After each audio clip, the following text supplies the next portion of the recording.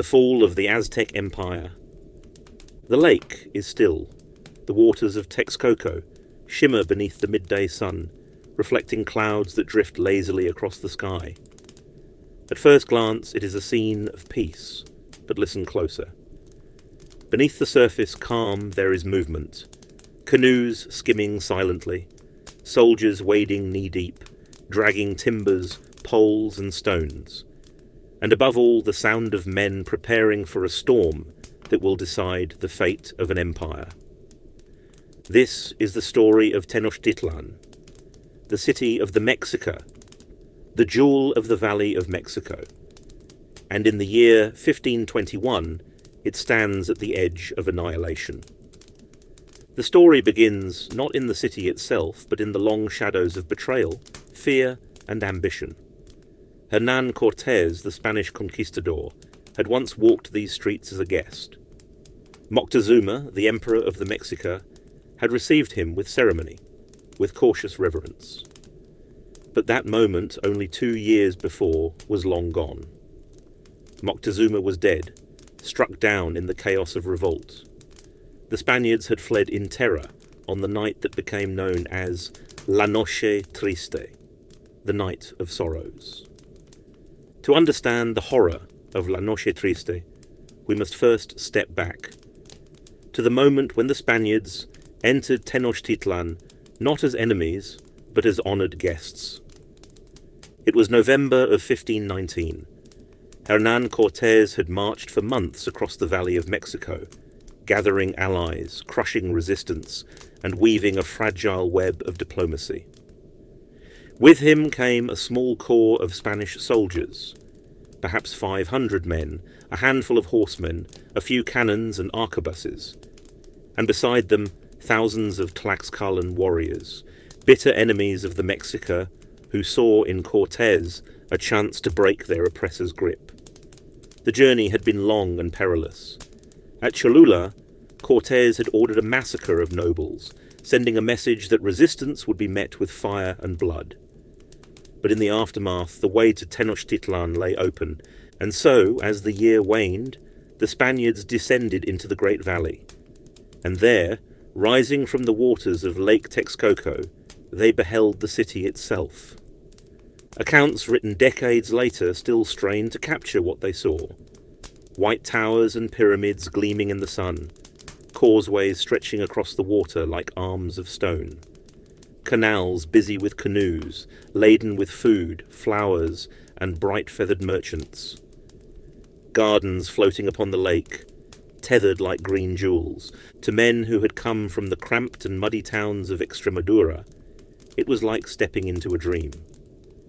Bernal Diaz del Castillo, one of Cortés's soldiers, later wrote that the sight of Tenochtitlan made them doubt if what they saw was real, or if they had been cast into an enchanted vision. At the heart of it all rose the Templo Maya, the great twin pyramid of the Mexica gods, towering above the city, its steps stained with the blood of sacrifices. Smoke of incense and burning copal drifted through the air. Drums echoed from the plaza.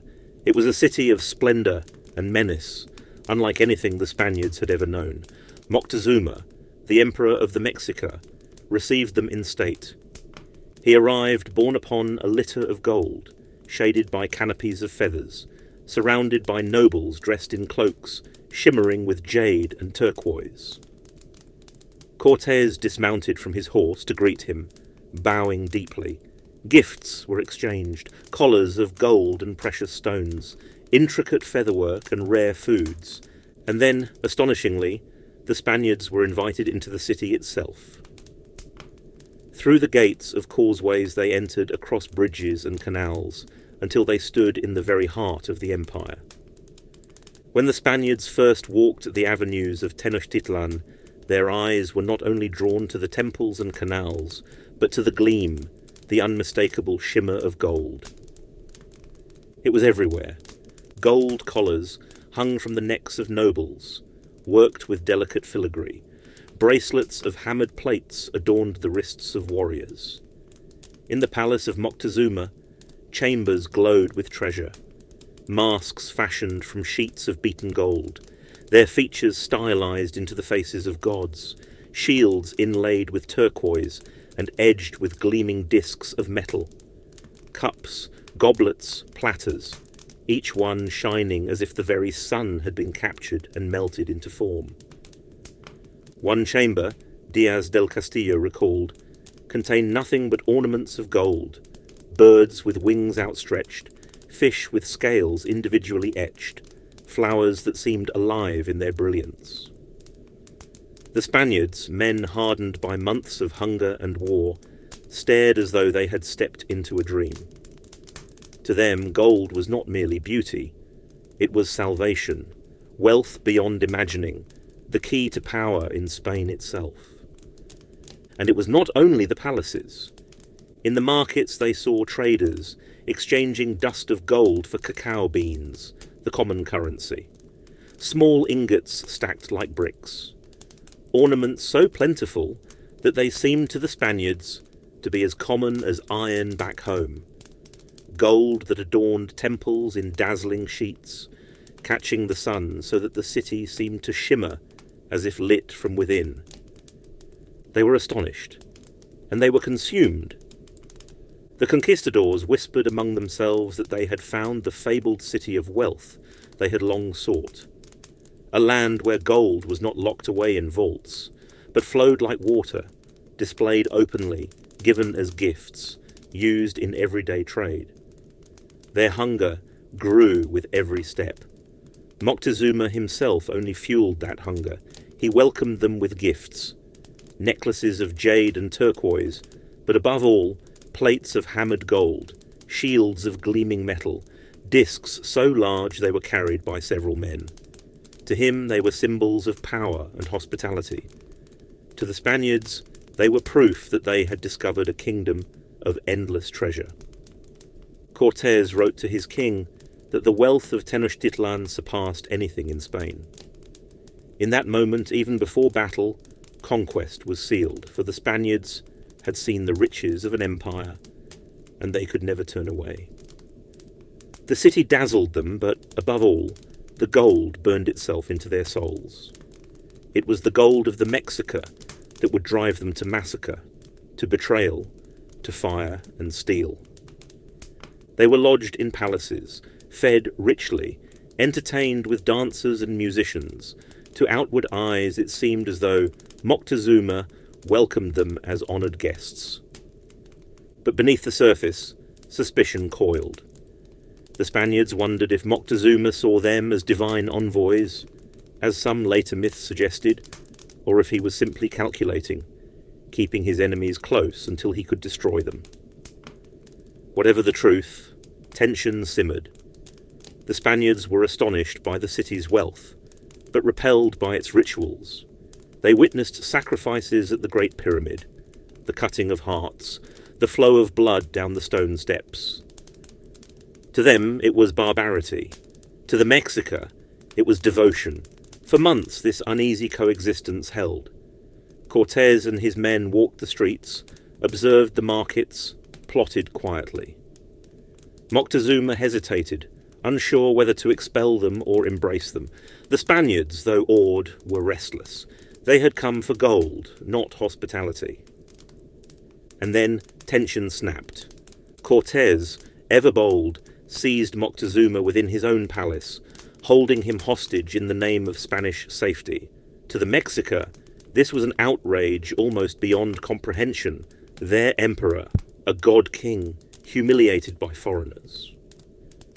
At first, Moctezuma attempted to calm his people, speaking from the palace walls, urging them to accept the Spaniards. But his authority waned, his people's anger boiling over. The Spaniards, fearing revolt, struck first. In May 1520, during the festival of Tlaxcalan, they attacked unarmed nobles and warriors in the temple precinct, cutting them down with sword and lance, spilling blood across sacred ground. Hundreds were slaughtered. To the Mexica, it was sacrilege, a massacre in the house of their gods. The city exploded. Warriors armed with obsidian blades and slings filled the streets. The Spaniards were surrounded in their quarters, fighting for their lives. For weeks the city became a battlefield. Food ran short. Water was cut off. The Mexica pressed them harder with every passing day. And then Moctezuma, their emperor, was struck down, killed in the chaos, his body cast aside, his name forever stained by captivity. With his death, the last thread of restraint snapped. The Mexica rose with fury, united under a new leader, Cuauhtémoc. For Cortés there was no choice. He had to flee. He ordered his men to gather what they could carry: food, arms, and the glittering gold of the temples. And in the darkness of a stormy June night, they stole toward the western causeway, the night that would become known as La Noche Triste. The air was thick with rain.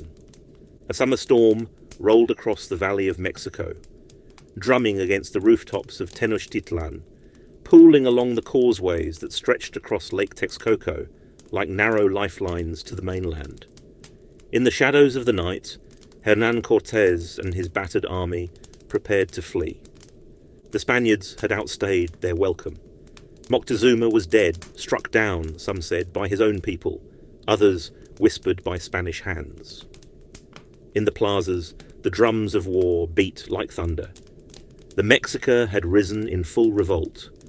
Cortés, once guest, now hunted enemy, knew he could not hold the city.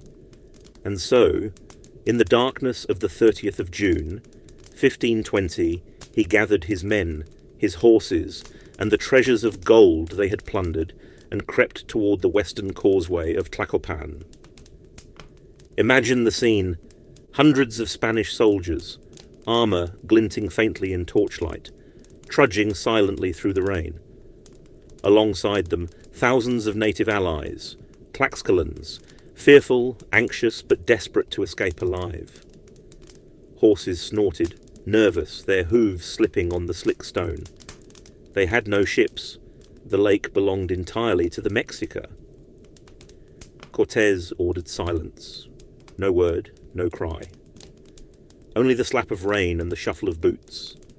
The causeway stretched ahead into darkness, long, narrow, broken by gaps, bridged hastily with wooden planks. A perilous path, but the only way out. On their backs and in their chests the soldiers carried treasure: gold ingots, ornaments, jewels ripped from the temples of Tenochtitlan. So much gold that some staggered beneath its weight. Greed fought with fear in every step. For a brief moment the escape seemed possible. The column crept forward, rain masking their sound, the Mexica seemingly unaware. Cortés dared to hope they might make it through. And then, from the darkness, a sound, a conch shell, blown with all the force of a warrior's lungs, echoing across the lake. Another answered it, then another, and then the drums. Deep, booming war drums, rolling from the temples of Tenochtitlan like the heartbeat of the gods. The Mexica had seen them. The night erupted with shouts. Canoes surged from the shadows, paddles slicing the water.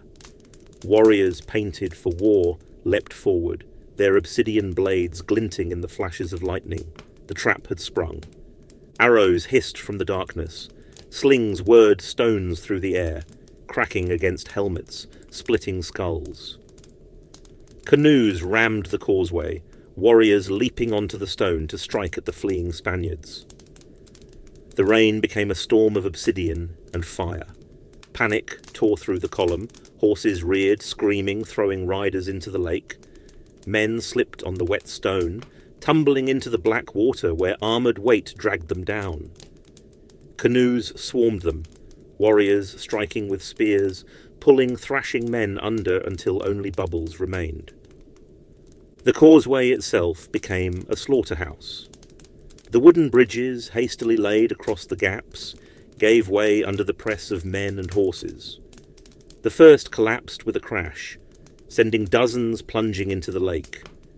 In the chaos, more poured forward, stumbling into the same abyss. The Mexica needed no mercy. They swarmed the gaps, hurling darts, spears, and stones, cutting down anyone who tried to climb out. gold sealed the fate of many. The treasure, so greedily carried, became an anchor. Soldiers loaded with ingots slipped into the water and sank without trace, their screams muffled beneath the surface.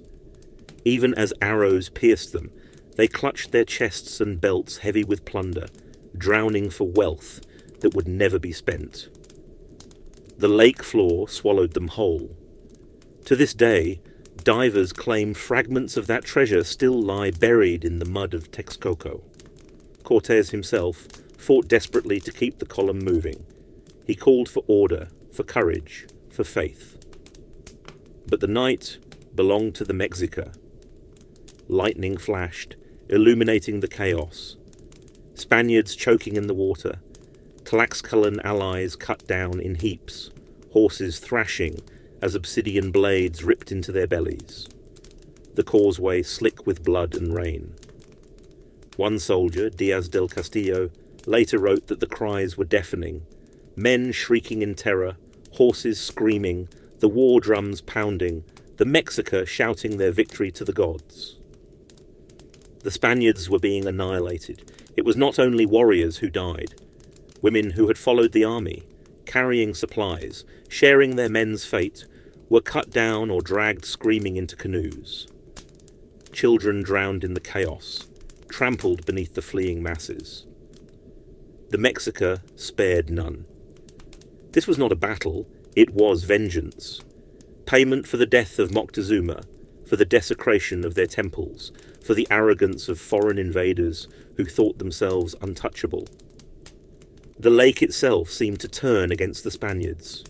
Armour dragged them under, gold held them fast.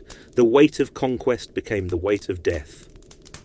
As dawn broke, the survivors staggered to the far side of the causeway.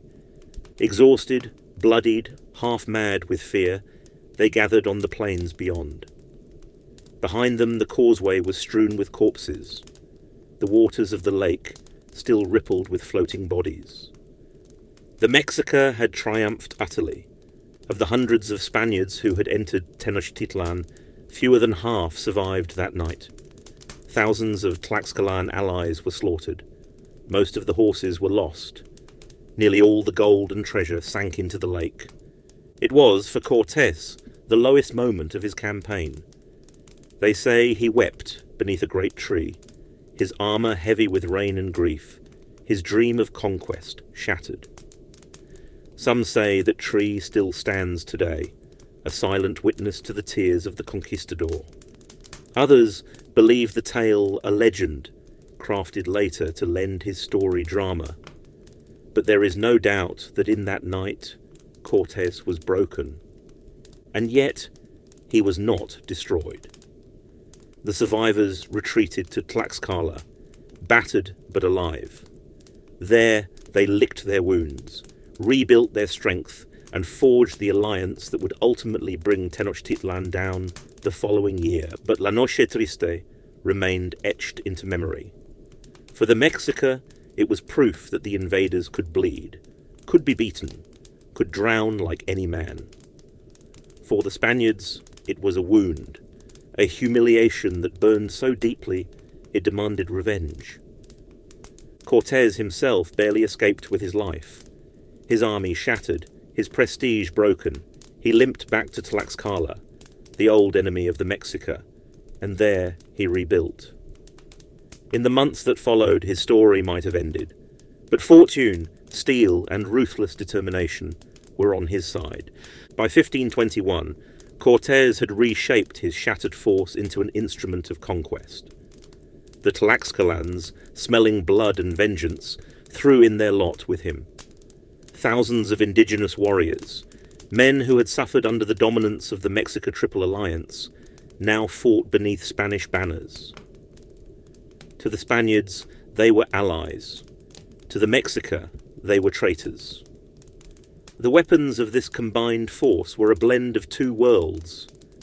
The Spanish carried steel swords, blades forged in Toledo, glinting cold and unyielding in the sun. They bore crossbows and early arquebuses, crude but deadly, their smoke and thunder unlike anything the Mexica had ever faced. They rode war horses, animals the Mexica called deer without antlers, whose sheer weight and speed crushed men like reeds. Their allies, the Tlaxcalans, carried obsidian-edged macahuitl, heavy wooden clubs set with razor-sharp volcanic glass that could decapitate a man in a single stroke. They carried spears, slings, and shields of woven reed and hide. Together, these two forces created a strange and terrible army, half European, half Mesoamerican, but united by one purpose: the destruction of Tenochtitlan. Cortés understood one thing with cold clarity. Tenochtitlan could not be taken in a single blow. It was too vast, too well defended, too rich in warriors. The city stood on an island at the heart of Lake Texcoco, connected to the mainland by 3 great causeways and supplied endlessly by thousands of canoes. Its population numbered in the hundreds of thousands. To conquer it, Cortés would have to strangle it, to cut it off from food, water, and hope. And to do that, he needed the lake itself. The Spanish carpenters, sweating, cursing, labouring day and night, built 13 brigantines, small warships with sails and oars, designed to dominate the waters of Texcoco. They dismantled them piece by piece, hauled them overland from Tlaxcala, and reassembled them on the lakeshore. When the Mexica saw these strange ships, cutting through the waters with sails like wings, their hearts sank. The lake, that had once been their fortress, was no longer their ally. The siege began in May of 1521. The causeways were blocked. The brigantines prowled the waters, snapping up canoes, cutting off supply routes. Spanish horsemen thundered across the causeways in lightning raids, scattering defenders, only to retreat again before the counterattack. And behind them came the Tlaxcalans, countless in number, swarming like ants across the ruined causeways, carrying timbers to rebuild where the Mexica had torn them down. But the Mexica were not passive. Far from it. They fought with the fury of men defending their world. Canoes darted in under the shadows of the brigantines, warriors hurling spears and stones. Slings cracked through the air. Archers loosed a rain of arrows tipped with obsidian and flint. On the causeways they lured horsemen into ambushes, striking from both sides. The Spaniards called it savage, but it was brilliance. Tactical genius born from generations of war. And in the heart of the city, Cuauhtémoc, the new emperor, stood unyielding, young, defiant, chosen to lead after Moctezuma's fall and Cuitlawac's death from smallpox. Cuauhtémoc refused to surrender. He rallied his people with fiery speeches. He promised the gods would not abandon them, and he vowed that Tenochtitlan would not fall while he lived. Inside the city, life became unbearable. The siege cut deep. The aqueducts that brought fresh water from Chapultepec were severed. Canoes carrying food were seized or burned. Famine began to gnaw at the bellies of the people. And above all, the plague of smallpox, carried by the invaders, invisible and merciless, spread through the streets, striking down warrior and child alike. Imagine the sound of the city, once filled with the music of drums, flutes, and markets, now choked by the cries of the sick, the clash of battle, the dull crash of burning temples, the stench of smoke, blood, and death. But the Mexica held on. Day after day, week after week, they fought with desperation that bordered on the divine. They tore up paving stones to hurl at their enemies. They armed women and children with slings and knives. At night, they lit fires along the canals to blind the brigantines and struck from the shadows. For the Spaniards, the siege was no less brutal. The brigantines, though powerful, were not invincible. Mexica warriors swarmed them in canoes, trying to set them alight, grappling to pull Spaniards into the water, where heavy armour would drag them down. On the causeways, horses slipped and stumbled. their hooves useless on narrow, broken paths. Spanish soldiers, sweating in steel breastplates under the blazing sun, choked on the smoke of burning buildings as they hacked through defenders. Cortés himself was wounded more than once, driven back by counterattacks that nearly annihilated his forces. His men were exhausted, tormented by the endless struggle, haunted by memories of La Noche Triste. More than once, defeat seemed possible, and yet the tide pressed on. Slowly, relentlessly, the noose around Tenochtitlan tightened. From a distance, the city was still breathtaking, white temples rising above blue waters, pyramids gleaming in the sun, causeways stretching like arms to the mainland. But up close, it was a charnel house. Corpses floated in the canals. Dogs gnawed bones in the streets. Smoke curled endlessly from rooftops. And yet, through it all, Cuauhtémoc urged his people to fight. One Spanish soldier later recalled entering a house where the family inside had starved themselves to death rather than submit. Others spoke of women hurling stones from rooftops until they were cut down. This was not a passive surrender. It was resistance to the last breath. By midsummer, the city was crumbling. But the Mexica spirit had not broken. In the great plaza of the Templo Mayor, warriors gathered painted in bright colours, feathers streaming from their headdresses, chanting the ancient hymns of their gods. They struck their drums, the sound echoing across the ruins like thunder. They knew death was coming. But if it came, it would come with honour. The Spaniards, unnerved, hesitated. To face such defiance was to face men who had already embraced death, and that made them dangerous. The siege dragged on. 80 days of terror, 80 days of starvation and fire, of battle on the lake and slaughter in the streets. Cortés drove his men forward, capturing neighbourhood by neighbourhood, tearing down buildings as they went to prevent the Mexica from retaking them. The once glorious city became rubble, a slow, grinding annihilation. The rubble of Tenochtitlan grew higher with each passing day. Streets, once alive with merchants and song, were ground into trenches of stone and ash.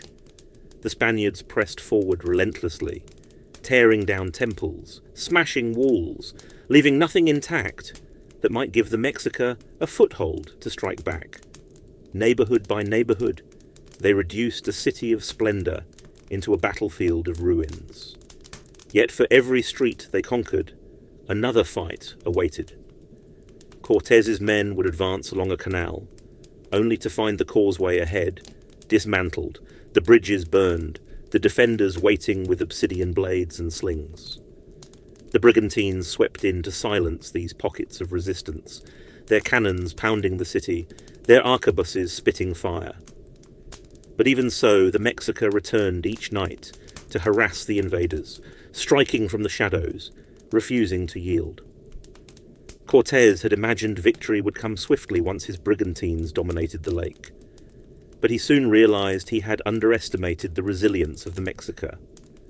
Canoes still slipped through the night, delivering food from secret gardens on chinampas, floating fields tethered in the shallows.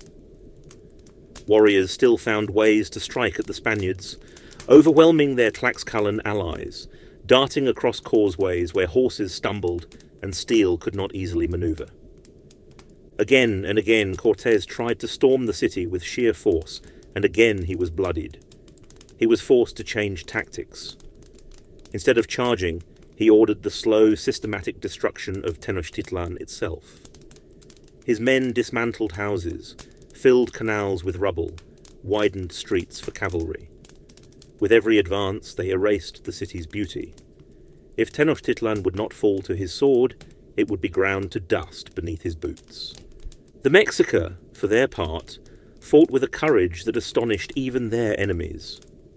Contemporary accounts describe warriors leaping onto Spanish horses, dragging riders down with their bare hands, striking with obsidian clubs until armour buckled. Canoes swarmed the brigantines, men clambering aboard with spears, willing to die if it meant setting a ship aflame. Women fought alongside the men, hurling stones from rooftops, boiling water, and even burning lime into the faces of attackers. But courage could not halt starvation. By July, the city's people were gaunt with hunger.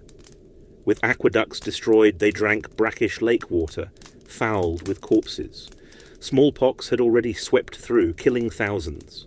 Now famine hollowed the cheeks of children, gnawed at the bellies of warriors. Even as they fought, they weakened. Bones showed beneath their painted skin. And yet Cuauhtémoc, the emperor, would not surrender. One of the Spanish chroniclers, Bernal Diaz del Castillo, remembered the words Cuauhtémoc spoke to his warriors in those dark days. Brothers, the gods are watching. They will not let our enemies triumph if our hearts are strong. Better to die beneath the sun, with weapons in hand, than live as slaves in a world broken by strangers. These words carried through the plazas and canals. Men who could barely lift their shields answered the call. Women sent their sons back into the streets. Surrender was not unthinkable. It was dishonour itself. Inside the Spanish camp, the mood was no less strained. Cortés's men were tired, wounded, plagued by disease themselves. The heat, the smoke, the endless fighting ground down morale. Tlaxcalan allies who bore the brunt of the fighting suffered grievous losses. Hundreds fell in the ruins of Tenochtitlan, their bodies left where they died, for there was no time to bury them. The Spaniards feared ambush at every turn. At times, whole detachments were surrounded and massacred in the narrow streets. Even Cortés himself nearly met his end when Mexica fighters dragged him from his horse during a skirmish. He was saved only by desperate allies who cut a path through the mob. And yet Cortés drove them forward. His willpower, some called it genius, others madness, refused to let go. He told his men they were on the edge of glory, that all of Europe would remember their names. Some believed him. Others, silently, longed only to survive. The weapons of this war left deep marks on the imagination of both sides. The Spaniards fired their arquebuses, the gunpowder thundering across the lake, the acrid smoke choking lungs, the bullets cutting men down at a distance the Mexica could scarcely answer. Their steel swords, sharp and unyielding, carved through shields of cane and cloth, leaving wounds that no healer could mend. Horses, iron-shod and armoured, charged like living battering rams, scattering men as if they were stalks of corn. But the Mexica fought with equal terror. The macuahuitl, that obsidian-edged sword club, struck with such force that even a horse could be crippled in a single blow. Slings whistled stones through the air, shattering skulls. And in the alleys of the city, where Spanish cavalry could not ride, the defenders had the advantage. Here, the obsidian blades found their mark. Here the Spaniards learned fear. It was a war of attrition, of exhaustion, of men crushed between hunger and fire. By mid-August, the Mexica could hold out no longer. The once great city was now a skeleton. Piles of rubble where palaces had stood. Canals choked with wreckage. Corpses unburied, the stench unbearable. Yet still, in the heart of the ruins, Cuauhtémoc and his last warriors fought on.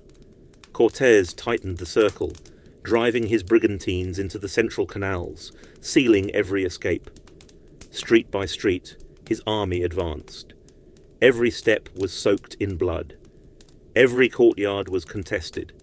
Spanish chroniclers spoke of killing men who fought until their last breath, then finding children, weak from hunger, still hurling stones in defiance. It was not battle any longer. It was annihilation. On the 13th of August, 1521, the end came. Cuauhtémoc, still unbroken, still refusing to yield, attempted one last escape.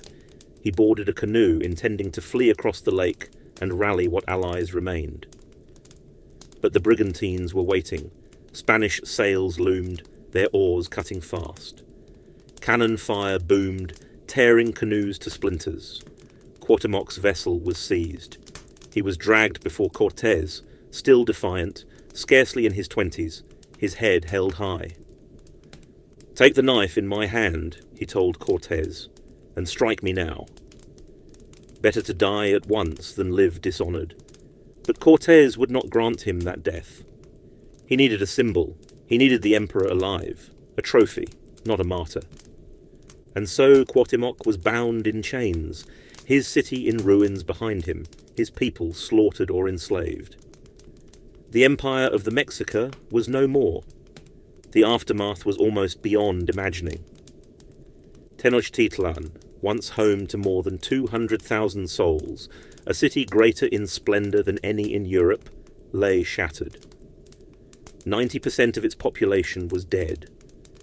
Smallpox had killed tens of thousands before the siege began, and famine had taken countless more. Those who survived faced enslavement, forced labour, or the crushing weight of grief.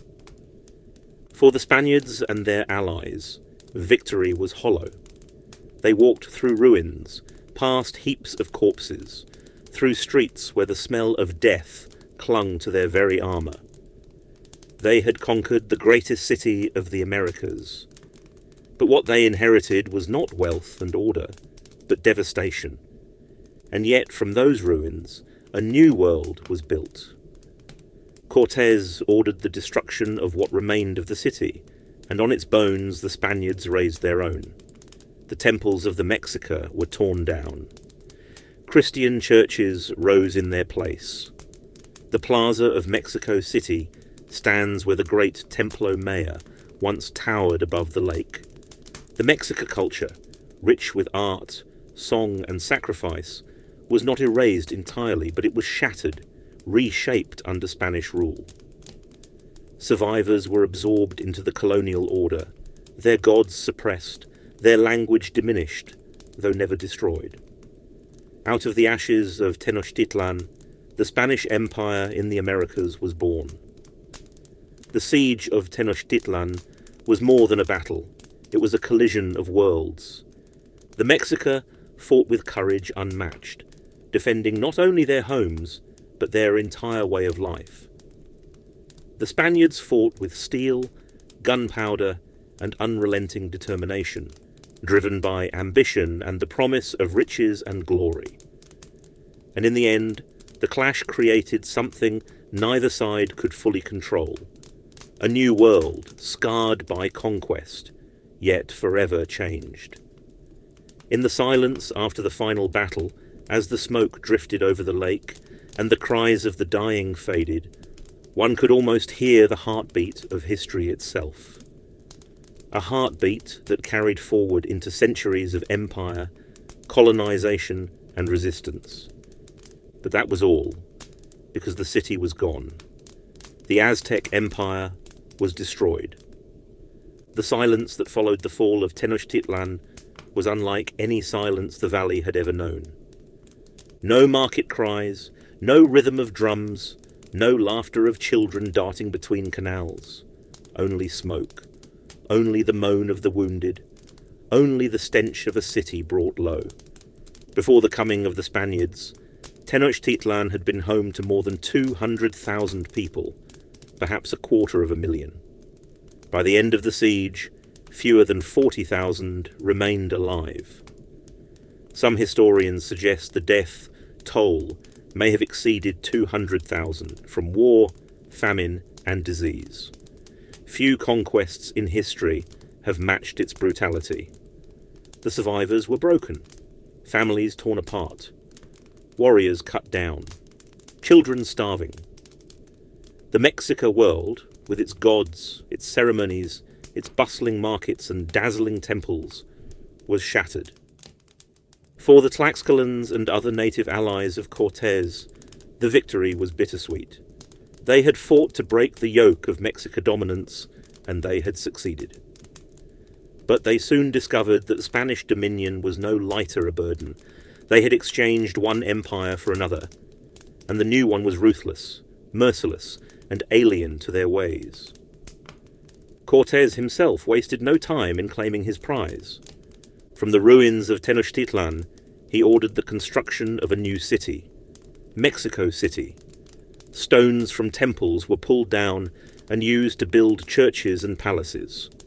The Templo Mayor, once the beating heart of Mexica religion, was dismantled block by block, its sacred ground buried beneath the foundations of a Christian cathedral. For the Spaniards, this was more than conquest. It was erasure, to obliterate not just the Mexica army, but their gods, their memory, their very sense of self. But cultures do not vanish so easily. Even as Spanish priests raised crosses in the plazas, the old songs lingered in whispers. The language of Nahuatl endured, carried on the tongues of millions. The Mexica way of life, though broken, survived in fragments, in food, in craft, in hidden traditions carried forward through the centuries. The blood of the Mexica still ran strong in the veins of the people. The weapons of the conquest left a haunting memory. For generations after, the Mexica remembered the thunder of arquebuses, the crack and roar that split the sky. They remembered the sharp bite of steel swords, unlike any stone blade they had known. They remembered the terror of horses charging, snorting beasts that crushed men beneath iron hooves. But they also remembered their own courage. They remembered warriors leaping onto Spanish ships with nothing but obsidian clubs, women hurling roof tiles until their arms broke, children refusing to run. They remembered fighting until starvation and plague carried them away. That memory of resistance against impossible odds would outlast the empire itself. The conquest of Tenochtitlan was not just the end of a city. It was the beginning of something larger. With Tenochtitlan destroyed, the Spanish crown secured its first great dominion in the Americas. From here, they expanded across Mexico, then further into Central and South America. The wealth of the New World, silver, gold, crops, and labour, would flow across the Atlantic, fueling Spain's rise to the height of its imperial power. The cost of that empire was incalculable. Tens of millions of indigenous lives lost to disease, forced labour, and the sword. Cultures uprooted, ancient ways broken. The conquest of Mexico set the template for conquest elsewhere. Divide allies, exploit rivalries, strike with steel and gunpowder, and then impose rule through terror and faith. It was the dawn of a new age. But it was an age born in fire and blood, and yet, even amidst the wreckage, the story of Tenochtitlan is not only one of destruction, it is also one of transformation. Mexico City rose from the ashes, a hybrid of Spanish and indigenous worlds. Churches stood where temples had been, but in the markets the old foods were still sold. Maize, cacao, peppers, tomatoes. Spanish and Nahuatl blood mingled, giving rise to a mestizo, people whose descendants form the heart of modern Mexico. The memory of Cuauhtémoc, the last emperor, lived on. Though he died years later, executed by the Spaniards, on a campaign to Honduras, his name became legend, a symbol of defiance, of honour in defeat, of the dignity of a people who would not submit easily. To this day, he is remembered as a national hero of Mexico, his statues rising where once stood Spanish conquistadors. Looking back now, 5 centuries later, the siege of Tenochtitlan feels like both an ending and a beginning. An ending for the Mexica Empire, for its temples and its gods, for the city that was the wonder of the Americas. A beginning for Mexico as it would become. A land scarred by conquest, but shaped by resilience, where indigenous heritage and Spanish influence fused into something new, enduring and profoundly human. History is often written by victors. Cortés and his men claimed glory. Spain claimed an empire.